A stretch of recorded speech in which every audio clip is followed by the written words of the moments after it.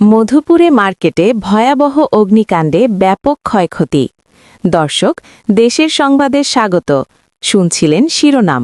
আমাদের সহকর্মী লিয়াকত হোসেন জনির তথ্য ও ভিডিওচিত্রে এবার বিস্তারিত। টাঙ্গাইলের মধুপুর পৌর শহরের ব্যস্ততম এলাকায় পোশাক বিপণী বিতান সাবা স্কয়ার মার্কেটে ভয়াবহ অগ্নিকাণ্ডের ঘটনা ঘটেছে।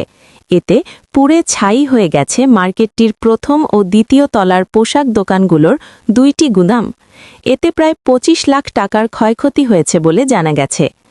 উপজেলার পৌর শহরের সাথীর মোড় সংলগ্ন সাবা স্কয়ার মার্কেটে 3 এপ্রিল শুক্রবার বিকেল 3টায় হঠাৎ করে মার্কেটটির তৃতীয় তলায় একটি রুম থেকে ধুয়ো উঠতে দেখে পাশের মার্কেটের দোকানদারদের মাঝে আতঙ্ক ছড়িয়ে পড়ে এবং ব্যবসায়ীরা দিশেহারা হয়ে পড়েন। মুহূর্তের মধ্যেই পুরো তৃতীয় তলার 2টি পোশাক গুদামে আগুন ছড়িয়ে পড়লে ফায়ার সার্ভিস আসতে আসতেই পুড়ে ছাই হয়ে যায়।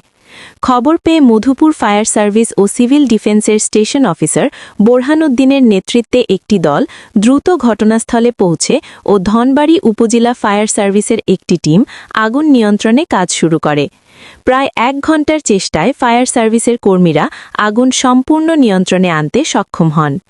বৈদ্যুতিক শর্ট সার্কিট থেকে এই ভয়াবহ অগ্নিকাণ্ডের সূত্রপাত হয়েছে বলে ফায়ার সার্ভিস জানিয়েছে।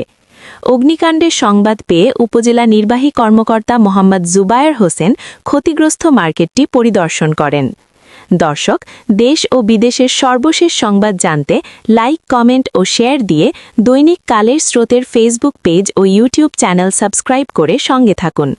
ছিলাম দেশের সংবাদে। আমাদের সাথে থাকার জন্য ধন্যবাদ।